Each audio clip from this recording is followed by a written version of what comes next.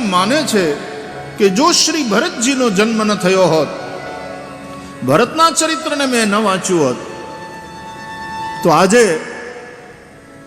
હું જે છું એ ન હોત. કૃતજ્ઞતાપૂર્વક સ્મરણ કરવું ઘટે.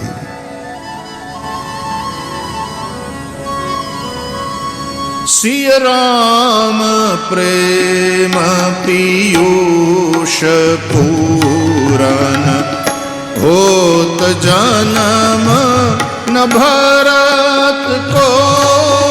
સિય રામ પ્રેમ પિયુષ પૂરન હોત જન્મ ન ભરત કો. મુનિમન ગમયમ નિયમ શમ દમ ગીષમ વ્રત આચરત કો.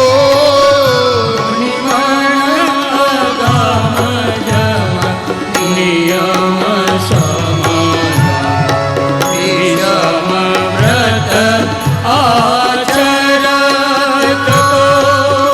દુઃખદારીદ દંભદૂષણ સુજસ મિસ અપહરત કો. દુઃખદારીદ દંભદૂષણ સુજસ મિસ અપહરત કો. કલિકાલ તુલસી સે સઠની હઠિરામ સન્મુખ કરત કો. કલિકાલ તુલસી સે સઠની રામ સન્મુખ કરત કો. કરત કો. કરત કો.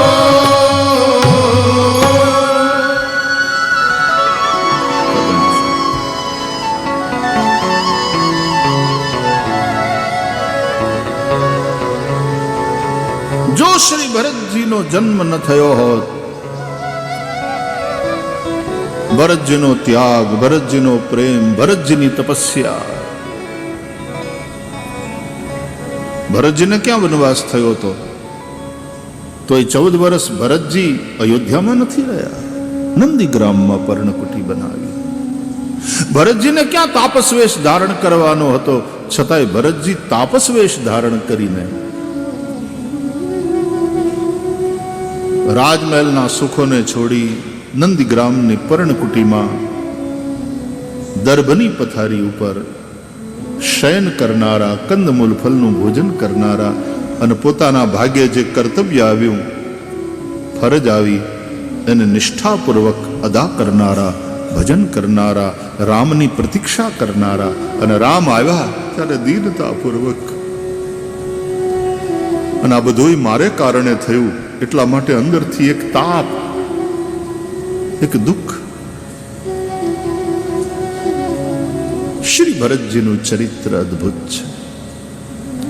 મુનિઓના મનને પણ અગમ એવા વિષમ જપ તપ વ્રત આદિનું પાલન કરી અને સાધુ પુરુષોને પણ પ્રેરણા દેનારા.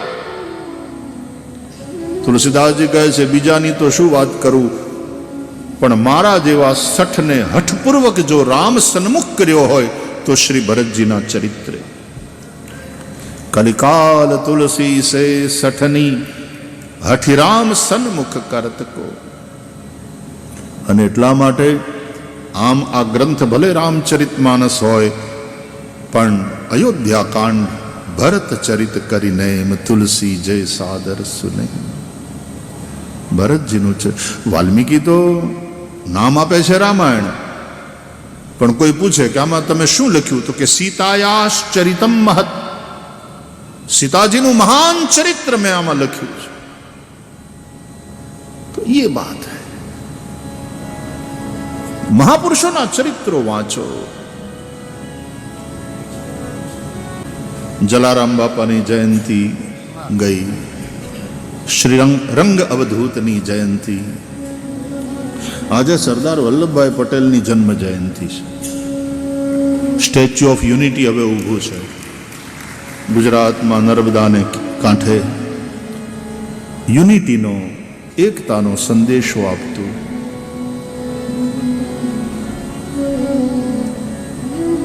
અને શું સરદારની નિષ્ઠા! પણ સરદાર વલ્લભભાઈ પટેલમાં બધા જ પ્રકારની યોગ્યતા, અને ભારત માટે એ જો વડાપ્રધાન થયા હોત તો આખી વાત જુદી હોત. પંડિત નહેરુ પણ એકદમ એ વખતના બધા એ વખતના મહાન એ પુરુષો બરાબર, પણ પટેલ પટેલ હતા, સરદાર સરદાર હતા.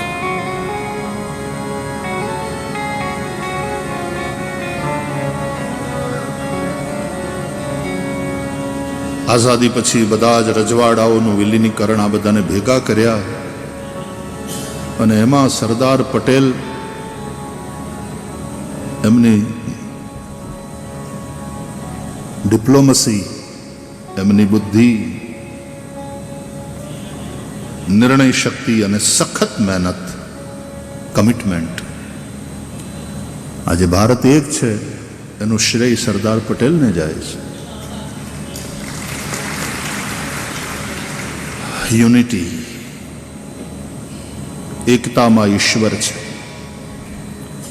સંઘે શક્તિ, સંઘે શક્તિ, સંઘે શક્તિ, કલૌ યુગે.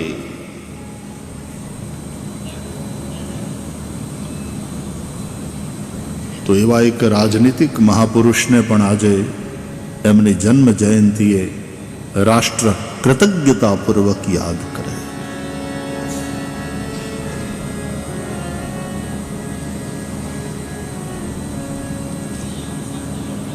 દરેક ક્ષેત્રના મહાપુરુષો, અધ્યાત્મ જગતના મહાપુરુષોનું તો વિશેષ મહત્વ છે જ, પણ જેણે જેણે પ્રદાન કર્યું હોય પોતપોતાના ક્ષેત્રમાં, પછી વિજ્ઞાનનું ક્ષેત્ર હોય, રાજનીતિનું ક્ષેત્ર હોય, એ સમાજ સેવાનું ક્ષેત્ર હોય, અહીંયા આ વિસ્તારના બધા મહાપુરુષો એવા જેણે કંઈક કંઈક પ્રદાન કર્યું છે આ વિસ્તારને, આ વિસ્તારના ખેડૂતોને માટે કામ કર્યું, એવા બધા જે લોકો થયા હોય, સમાજે કૃતજ્ઞતાપૂર્વક એનું સ્મરણ કરવું જોઈએ.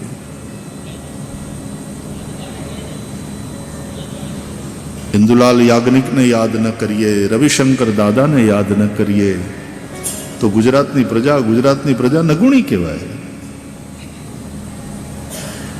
તો એક ક્ષેત્રના આ બધા લોકો,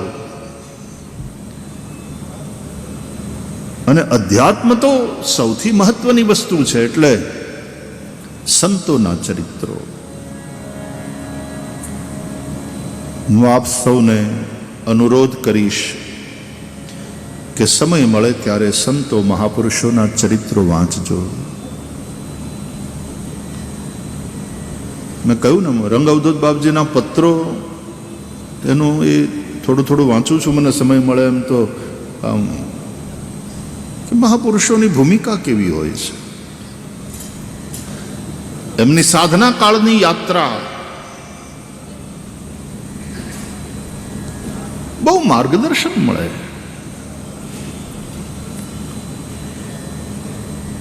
ફરીથી અનુરોધ કરું કે રોજ 1-1.5 કલાક સારા પુસ્તકો વાંચવા માટે આપો, તમારી જાતને આપો.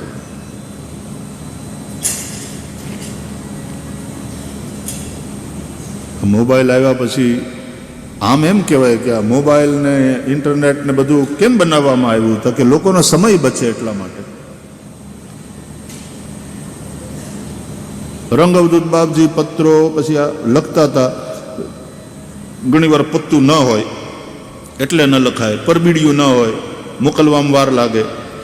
લખ્યા પછી ક્યારે પરબીડિયું મોકલે, કેટલા દિવસે સામેવાળાને મળે, ત્યાંથી વળી પાછો જવાબ કે ભાઈ તમારે આના પહેલાં મેં પરબીડિયું મોકલ્યું, એનો જવાબ હજી નથી. જરૂર તમે ક્યાંક કામમાં હશો, પણ એમાં મેં જે મુદ્દાઓ લખ્યા છે એનું શું થયું એ જરા વળતી ટપાલે જણાવજો. કેટલા દિવસો લાગી જતા હતા ને.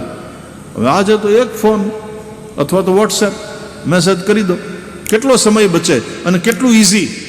વાત તો સાચી, સમય બચે છે. દિવસોના કામ કલાકોમાં થઈ જાય ને કલાકોના કામ સેકન્ડોમાં થઈ જાય, મિનિટોમાં થઈ જાય.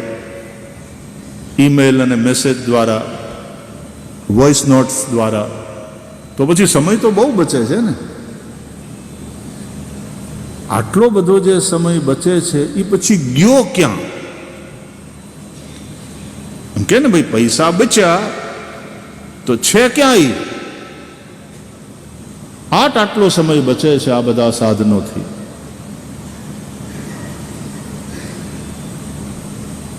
કોઈક સમય અહીંયાથી વડોદરા જવું કે અમદાવાદ જવું કેટલા કલાકો. અત્યારે સમય બચે.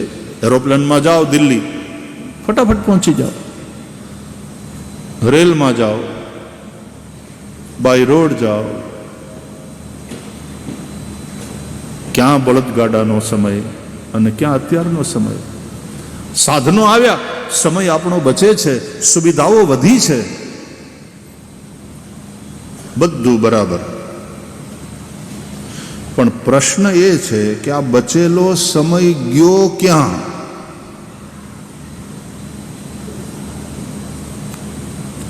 મોબાઈલે જે સમય બચાવ્યો એ ગયો ક્યાં? જવાબ, મોબાઈલમાં. એના એ મોબાઈલમાં, એના એ સોશિયલ મીડિયા.